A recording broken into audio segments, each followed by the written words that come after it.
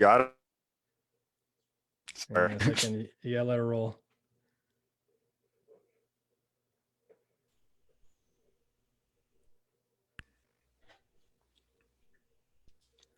Welcome to Board Game Binge, the place where we bring you bite-sized, bingeable board game content from across the industry.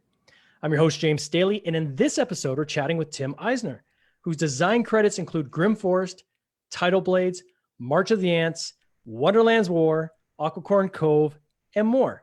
Tim founded Weird City Games in 2012, where their goal is to create games that are fun, elegant, and worth playing. Tim, welcome to the binge. How you doing? I'm doing great. I'm doing fantastic. I'm very excited to be here with you, James, and excited to talk about board games. Oh, I got to tell you, we are absolutely excited to have you here on this podcast and this live Facebook feed. The number of games that you have cranked out in such a short time is just pure insanity. Wow. I agree. You I know, agree. I was running the numbers right before we got on, and just on Kickstarter alone. So this does not include any of the sales post Kickstarter. It doesn't include retail sales. Doesn't include any of the games you've done outside of Kickstarter. On Kickstarter alone, your games have raised about $2.3 million US. That is a huge, huge number. Whoa. So congrats. Thank you. Thank you. I don't know if I've ever had those numbers all crunched together before. So that is pretty amazing. It's kind of crazy. So where did all this begin? Like, I know you said that your first game was like 10 years ago, but it's got to go back way, way further than that. That might be your first published game, but when did you actually start creating games? So one of the first games I made, or not even made, but was with friends growing up, my brother and a couple other good friends we had, was a game. I was probably like 7 or 8. Wow. And it was a game called Pennies.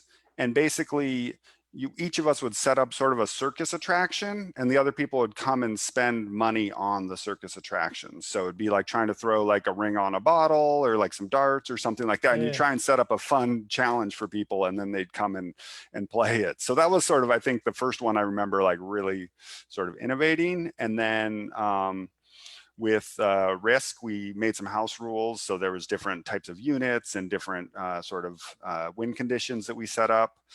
The first real game that I started making and iterated on and made actually a playable prototype of an original game was called Merchant Princes, I think. And this I made with my brother, Ben Eisner, in 2003. And it was a drafting game. So we'd been playing a lot of Magic the Gathering and really enjoyed the drafting part of it. And we're like, oh, this would be awesome in a board game. And this is before Seven Wonders, before Sushi Go, any of that stuff. And so we made it, and it had a board, and you'd pass the hands of cards and sort of build up your cargo. And we made it, tested it, worked okay. We had like a wind mechanic for moving your ship and a bunch of other stuff. And then we just sort of, I think I moved to a different town and we sort of dropped it. And I kind of kicked myself and thinking, oh, if I had gotten into board games in 2003 with a drafting game, that would have been pretty sweet. But that was the first one we put on the shelf. And now we actually, Ben and I are still working on a distant cousin of that, of a drafting game that we still haven't fully perfected, but someday hopefully we'll bring that to fruition. Have you found that a lot of these kind of ideas you had when you were younger and you're a kid, where maybe, I mean, a classic example is a lot of people play Monopoly or Risk and they have their house rules, or they invent their own kind of little mechanic that's not part of the game. Kind of decades later, if you look back on any of that and said, gee, I could maybe retool that in a way to create a new concept altogether. I have thought about that for sure. Actually, the Pennies game I was talking about, I was like, it'd be kind of cool if you had the components and then people could set it up, and there was sort of this wagering system, and you got people you're like, how can I set up an intriguing challenge for you?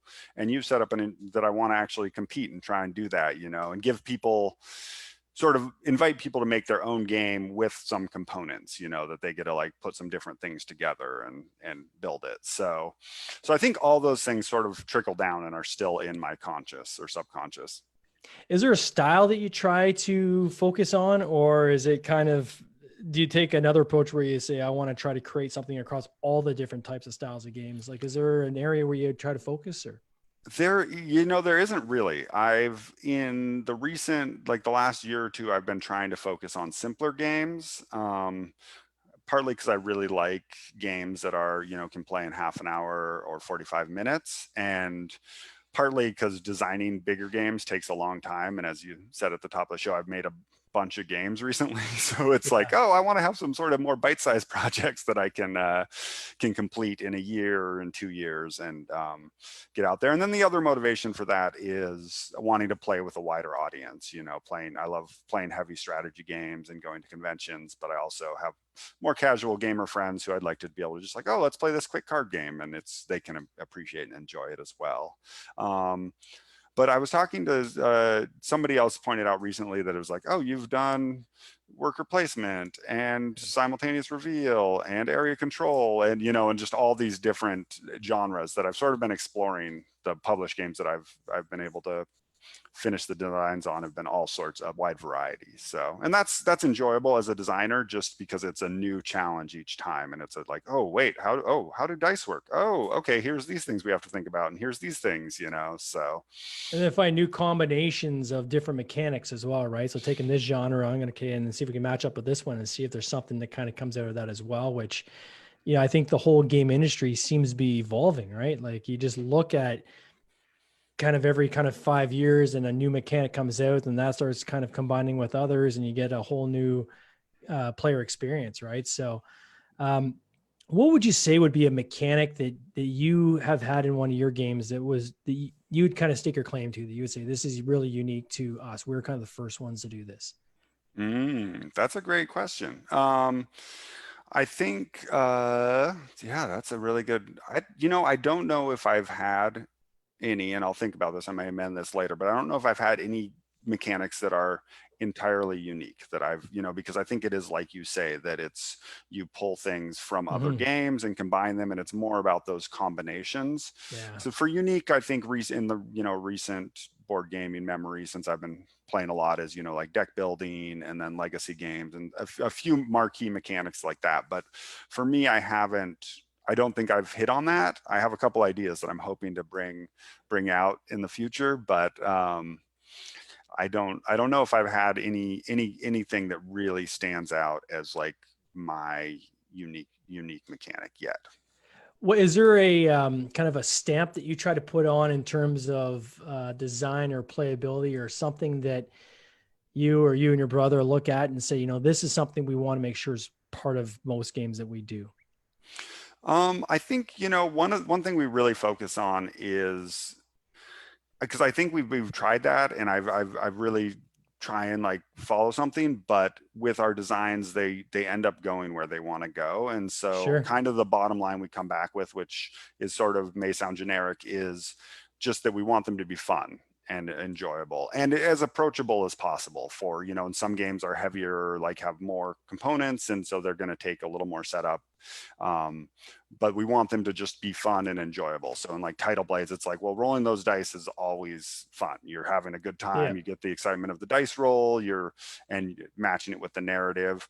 I think one of the stamps actually, is blending the theme with mechanics and sort of Mm. really trying to focus on that. And that's something both Ben and I come from a theater background. We did a lot of improv theater and some scripted. He was a playwright for a while. Oh, wow. And so bringing the narrative and matching that with the game mechanics, I think is really intriguing to us and really satisfying, and really is satisfying to players. And so with March of the Ants, you get to customize your different ants with their different heads and abdomens and thoraxes, and they each have different names, and you get to build and blend them together, and they feel anty. You're doing different things. And then Grimm Forest obviously has a huge narrative structure and background to it. So I think that's something that I always try and bring in. And I haven't really designed any abstract games, not that I Mm. won't, but it's, I do like to try and really give some narrative vibrancy to the games. So would you say that each of these games you've made, has there ever been a time where you've kind of come up with the mechanic before the story, or have they always kind of gone hand in hand? I think it's often the mechanic first and Mm. then the story, but it's kind of a step by step process where the mechanics will inspire some of the story and then more of the mechanics and then a little more story and some, I forget who it was that I was reading one of the books by designers or designers sharing their wisdom, and someone, I wish I could credit them right now, but um, mentioned that like, well, if I'm stuck on mechanics, I'd go to the narrative and try and think of like what could fit into this game, what would work for an ant type of thing that would solve this problem that I have, because if I'm just Okay. working with the mechanics, it's so abstract and there's nothing to sort of reference it to, that then being like, well, let's read about the ants and see what kind of things they do and how they resolve conflict and how they do, so I think that's what I generally do, is back and forth. And for example, with Grimm Forest, I um, was reading a design book by Richard Garfield and several other designers, and Richard Garfield was talking about a rock paper scissors mechanism and how that works, and I was Okay. like, oh, okay, cool, I like that idea. And then I thought about it with cards, like representing that with cards, and then I was like, oh, there's three things. Okay. And then I was just lying in bed and I was like, three little pigs. Oh, the three little pigs. And then that was the genesis of the Grimm Forest, was sort of from that. And then like, once I had the three little pigs, I was like, oh, cool. How do I get a mechanic that's building houses? What do I do to do that? And so it sort of went back and forth between those, theme and mechanics. So how would you describe your process right now? So Weird City Games, you're doing this now full time, right? This is your job, right? Yep. So which is, I think, for most people, living the dream, literally. Me too. So what would you say? How would you describe your process? Because you got a lot on the go. I mean, you got a lot on the go, right? So how do you organize this in a way that you keep some kind of structure to your approach? So I do my best. Basically, is part of having so many projects is just figuring out how to prioritize and what needs attention immediately. And so usually with the projects that are really live, where it's like, okay, we're coming up to Kickstarter in a month or two, I have to, give them a priority of attention until we get, there's some specific milestones once you get to that point, Yeah. where it's like, okay, cool, we got to get ready for a review copy. So let's tighten all the rules as much as we can, get everything finalized, make sure we get those things out there. And then it's like, okay, Kickstarter, another sort of milestone. So once I get a game to a nicely developed place, it's a little easier because I have to give them that focus, and it Hmm. has to have that attention. And then the trick is fitting in time for new games and new ideas that I'm trying to get to that point. Yeah. So I don't actually have a great system in place. It's kind of in the moment of what is demanding the most of my attention and what is, what needs to be done immediately, which I'm getting better. One thing is, as you said, I've made a lot of games, and I was, it's sort of, my game design sort of started off with like, oh, March of the Ants, cool. And then it was like, oh, more games, more games, more games. And I came up and I was like, well, how many games can I do? And then I was like, okay, that's as many as I can do. Like I can't do more than 3 games at a time. So then I was like trying to mellow it back down to like have two active projects that are like have those deadlines and milestones, and then Yeah. occasionally I'll sneak in like a day of design work just on a creative idea, and then one project that's sort of in sort of development of building up.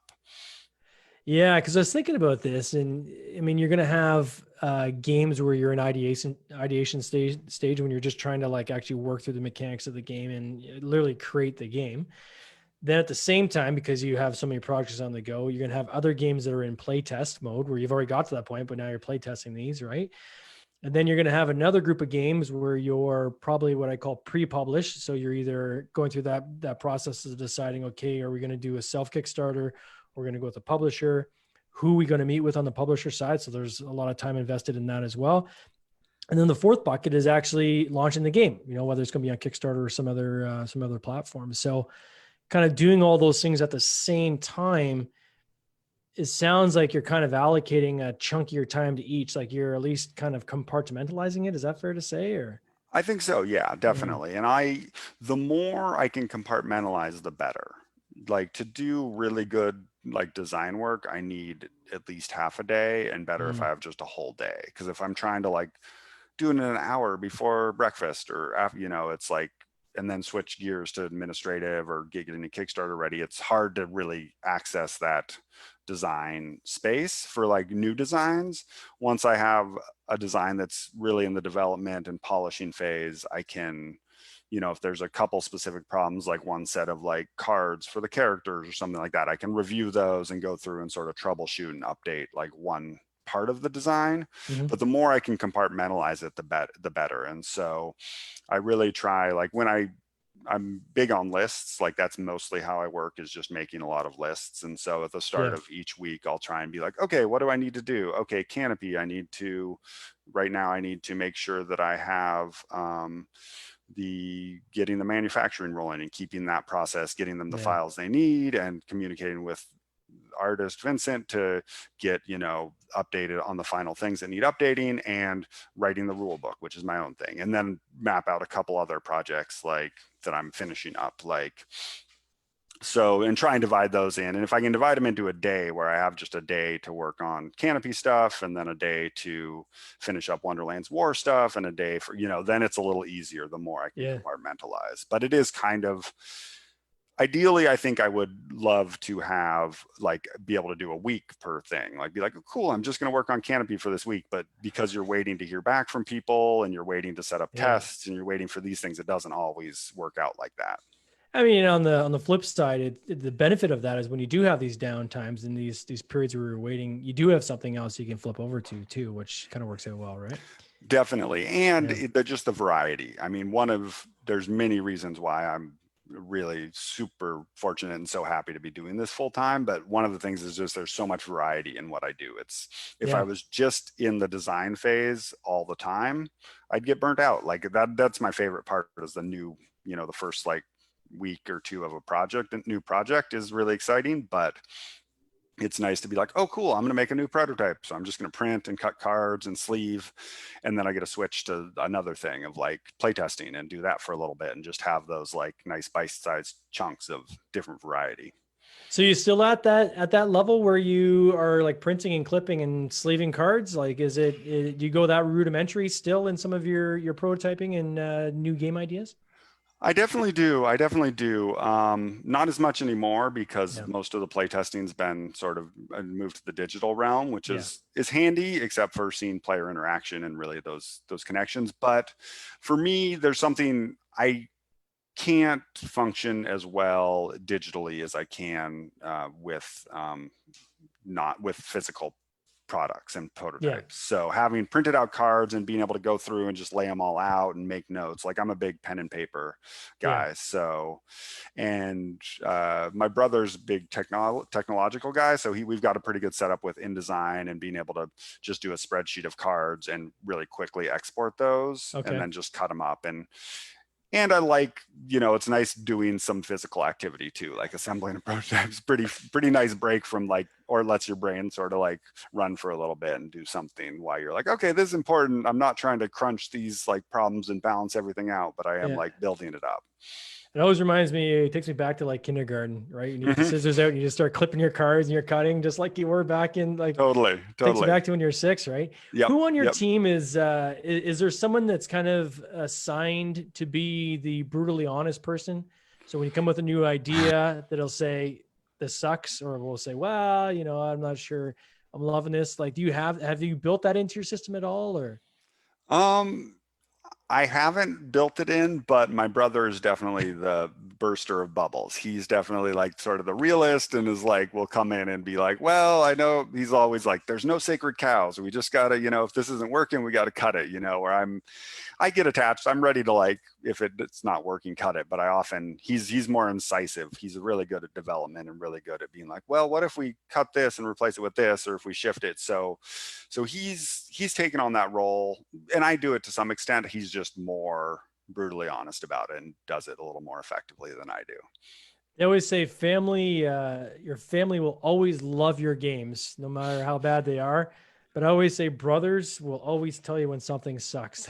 They do not hold back. I've got brothers, and Yeah, they do not. They are more than eager to give you their feedback when it's coming. So Totally. Well, and that's a big trick of designing is like figuring out when to get feedback from specific groups, because you don't know. Sometimes if you have family that's always like, that's a great game, that's a great game, and then you're like, well, I really need the critical, brutally yeah. honest feedback now, but maybe not later, you know. So how So, do you find the publisher? So if I take Little Pig as an example, which then turned into Grimm Forest, so you tried to launch that on Kickstarter, right? yep, And then you didn't hit your target. I mean, it hit.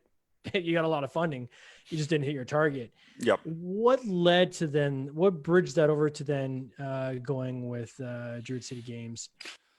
So yeah, after that Kickstarter for Little Pig, I was a little demoralized. It's not Yeah. fun having a Kickstarter, not fun. And I'd sort of gone into it. There's a lot of factors, which I won't go into all of them, but I've sort of been like, oh, March of the Ants did great. I have people who want my games. This one will be, but it wasn't the same style and wasn't the same variety. And at that time I was working full time as a preschool teacher, and so Wow. I was like, well, I want to keep making games, but I don't necessarily want to try and kickstart this one again. So I also want to explore this publishing with somebody else route to see if that lets me design more, if that's more fun, and just how it works. And so I shopped it around a bit, went to conventions, and I think the first time I had it real ready was I went to Gen Con in, I believe, 2016. And I went to publisher speed dating and showed it to a bunch of people, got a little bit of interest, but nobody was like, ooh, I want to take it home right now. Yeah. And then I was just walking the convention floor, which is massive, and ran into James Hudson, who I had met through Facebook during the campaign for March of the Ants expansion. Yeah. It's cool, And dude. Yep. yeah, cool dude, great guy. And we sort of, connected. We did an interview then on the sort of debrief from March of the Ants. And he's like, hey, what are you doing here? And I'm like, oh, I'm just pitching games. He's like, oh, really? You got anything? I'm looking to publish something. I was like, oh, you are? Okay, yeah. And so we went back to his hotel room with his team and just sort of showed him the game. And they're like, oh, this is perfect. This really fits our brand and really like would work great for us. And so, so it's partly, going to those conventions, which is essential, also not really possible right now. Yeah. And also the online, connection is really important. And I think something we still have and can, is creating those connections, being present in Facebook groups and different areas online does really help. And so, and that's actually been my partnership, with James and Druid City Games and Skybound has been the most, bountiful publishing Yeah. partnership that I've had, and has Oh been yeah. really positive, and we've just hit a good stride of a lot of mutual respect and good like collaboration in there. So um, So how would you describe kind of the process of taking a game to a publisher? So if I look at like Little Pig, right, and then yep, look at where it landed, where it ended up becoming Grimm Forest, right? Like yep, Little Pig looked great. Grimm Forest is stunning, right? yeah. So how does that process work in that communication with the publisher? Because the publisher is going to want to bring in part of their own team, and you're going to release some control and so forth. So other developers out there, when they're getting into maybe looking at having a publisher take their game, what are some thoughts you can give them on how that process looks? Yeah, I think a lot of it for me is, feeling a good connection with the publisher, at least having a good rapport when you Yeah. first meet with them, and then being open to some changes and being okay with them taking the game and editing it, developing it, and growing it. Because, and I think that's really one of the things that stood out as working with publishers is it's games will go not necessarily farther, but grow in a different way with Yeah. another publisher than if I'm just keeping it within Weird City Games. So I think being open to that, and a lot of people will be like, well, don't buy art, don't make it too nice, don't be attached to anything. I think you can, like, publishers are going to be excited if you're really excited about Yeah. of what you've made, so you don't want to just be like, this is just a vanilla thing that could be anything, and Yeah. pass it to them. And then with James and Druid City Games, it was sort of, it took a while to sort of feel out like, okay, well, okay, you did some development. I want to kind of take it back and do some other development. And that was one of the parts that really, made the experience really positive is James and his team took it and did a bunch of development, but then James was like, well, I want to pass it back to you, like make sure you're okay with everything. If you want to change anything or adjust it, that's great too. And that's what's made it, I still feel like with him, I've had a good amount of autonomy and ability. There's been good communication of like, all right, cool. Well, you take it back and like make sure everything is working to your standards, and then we'll look at it again and make sure it's working for everybody. It's been very collaborative, which I guess is really great. Yeah, right? definitely. And that's been cool. And even more so in the future, the projects that followed, because we've been, had more like meetups in between where we'll meet at conventions or get together outside and run through the games and help sort of develop and push them along. Now, this past year you did Canopy, right? So this just a summer you launched your own Kickstarter. So this is a self-published title. What's something you would, a piece of advice you would give to people who are looking at, either going the publisher route or trying to do it themselves through Kickstarter? What are some of the benefits you would say is to take the Kickstarter, and what are some of the things that, it'd be better just to go with the publisher? What are some of your thoughts in that regard? With Kickstarter, I think it's a really fun experience. You get to really directly connect to the customers and get to have a lot of control of the process, and really get to have ownership of the whole thing and really build it exactly how you want to do it. So I think that's the main benefit. And I've really enjoyed connecting with backers and getting their ideas and their excitement and just sort of feeling that level of sort of success and connection. With publishers, I think the initial help or additional help and sort of collaboration to grow the game more, and external development resources, and just like with Grimm Forest, it's like, oh cool, James added his vision and made it even grander and bigger than it was going to be. And so I think both those things are sort of, and then with publishers, you have to make a little bit of the, there's some compromises and letting some things go, or some adjustments and changes that aren't 100%, your idea or what you would add.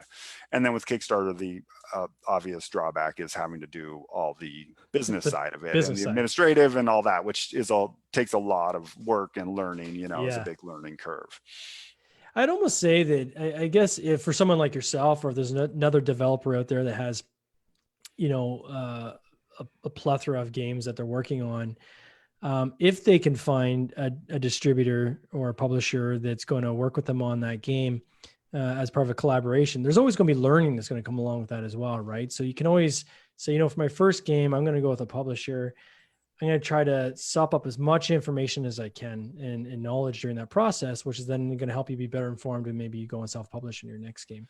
Definitely. I think both of them there's a lot of overlap between those, and publishing my own game gives me a lot more sympathy or understanding of the publishing side of like, that's why that's taking longer. Oh, that's why we need to change these things, and like more understanding of just cost of components, what the graphics, processing is and all that. And I think different games have, for me are different. I'm like, oh, this would be really good for a publisher. I don't think it's the best, title for Kickstarter. I don't think it really fits the brand of Weird City Games, or something. It's like it's a simple little party game, or it's something else that I think will work better with somebody else. Or even like it's a big huge game that I don't really feel like I can tackle and do all the development and production on. So I think it's okay to do both, and to do it's worked for me.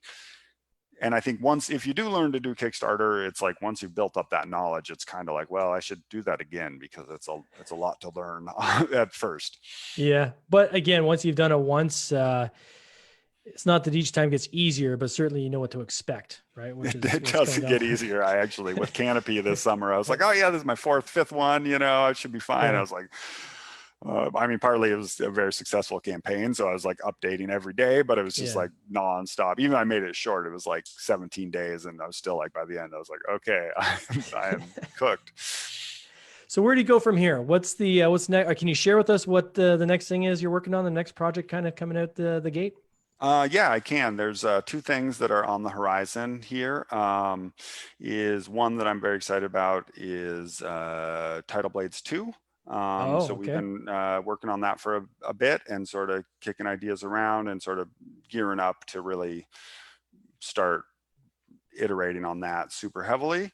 And the other one is a game called Path of the Red Planet, which I've been working on with the Weird City Games crew, my brother Ben and Ryan Swisher, who I did March of the Ants with, and our good friend Steven. And it's a sort of interplanetary area control game where you have alliances. Each of your neighbors you share sort of a patron, which is a major figure in this galactic struggle. And so you have this alliance built in with each of your neighbors, and then you're still just trying to negotiate around the whole table as well. So that's going to be hopefully our next Kickstarter sometime next year. They've gone from Earth-based games to space-based games. Yep. It's we're figuring it out. It's growing in different ways, and we'll see what works. Oh, it's awesome. I can't wait to see it. Well, thank you so much for coming on this podcast. It always goes so fast. And I appreciate your time, and all the best on your next game. I can't wait to see it. Awesome. Thank you so much, James. It was my You pleasure. take care. Take Cheers. care. Ciao.